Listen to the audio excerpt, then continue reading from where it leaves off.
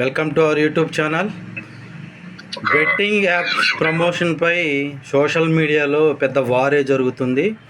అయితే ముందుగా local boy నానిని అరెస్ట్ చేశాక భయ్యా సన్నీ యాదవ్, హర్ష సాయి, ఇమ్రాన్ మొదలవారు అజ్ఞాతంలోకి వెళ్ళిపోయారు.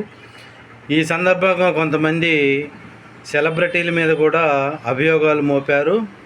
అందులో ముఖ్యంగా ఎప్పుడు యాక్టివ్గా ఉండే ప్రకాష్ రాజ్ గారు కూడా ఉన్నారు. ఆయన చెప్తున్నాడు ఏనండి. ఉన్నప్పుడు ఇప్పుడే నాకు ఈ ఆన్లైన్ లో మళ్ళీ మీడియాలో ఒక ఆన్లైన్ గేమింగ్ యాప్, దాని గురించి నేను చేసిన ఒక యాడ్ గురించి డిస్కషన్ జరుగుతుంది.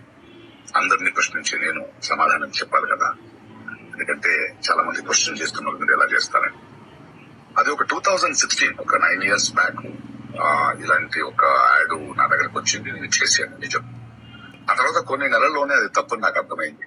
వాళ్ళు మళ్ళీ 2017 దాన్ని ఎక్స్టెండ్ చేస్తానంటే లేదండి ఇది తప్పు, తెలియక చేసేసాను, బట్ చేసేసాను కాబట్టి అగ్రిమెంట్ మీరు దాన్ని రిలీజ్ చేసి తీరాలి, బట్ 2017 నుంచి మీరు వాడకూడదు, నేను రాను అని చెప్పేసి. దాని తర్వాత అలాంటి ఏ గేమింగ్ యాప్స్ నేను చేయలేదు. 2020 చూశారుగా, తప్పు ఒకసారి చేశాను, 2016లో చేశాను, 17లో మళ్ళీ చేయలేదని. తప్పు ఏదైనా ఒకసారి చేసినా 2 సార్లు చేసినా తప్పే కదా. మరి సామాన్యుడికి ఒక న్యాయం, సెలబ్రిటీలకు ఒక న్యాయమా?